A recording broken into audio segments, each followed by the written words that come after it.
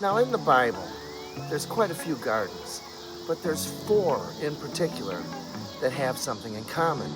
The loss of a covering, nakedness, and a curse. Well, 3 of the 4 gardens contained a curse. Before the fall, it says that Adam and Eve were naked and unashamed, which leads me to believe that they had a covering. I just so happen to believe that it was the light of God's glory until they ate of the fruit of the knowledge of the tree of good and evil. And then they fell, and then they realized they were naked, and they were ashamed. So what does God do?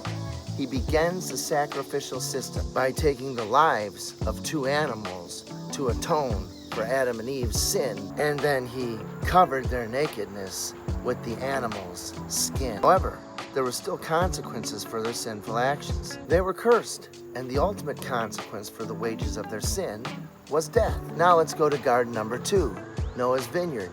So Noah makes a vineyard, makes some wine, gets drunk, passes out naked, and his son Ham exposes him to everyone and embarrasses and humiliates him, while his good sons Shem and Japheth walk backwards with a covering, not looking, and cover their father Noah.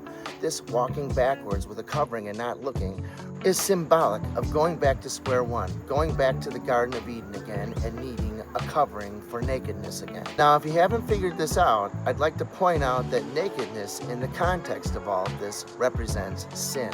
So Noah was ashamed that his son Ham had exposed his nakedness. So Noah then turns around and pronounces a curse on Ham's son, Canaan. Now on to the Garden of Gethsemane, where Jesus goes after the Last Supper with his disciples to pray. Judas betrays Jesus with a kiss, causing Jesus to be cursed to hang from a tree. In the meantime, when they were seizing Jesus, all the disciples scattered, and it was recorded in the Gospel of Mark that there was a young man who lost his garment and ran away naked. Finally, you have the garden tomb of the resurrected Jesus, whose burial clothes were left in the tomb. But this is no naked and ashamed Messiah. This is the firstborn among the dead, the conqueror of sin and death, whose burial clothes that were left in the tomb represent the sin and death that he conquered and left behind.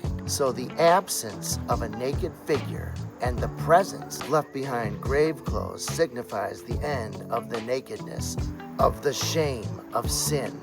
So the Father's acceptance and glorification of the resurrected Jesus serves as the ultimate covering, a triumphant conclusion to the entire narrative of shame and sin that began in the Garden of Eden. Christ is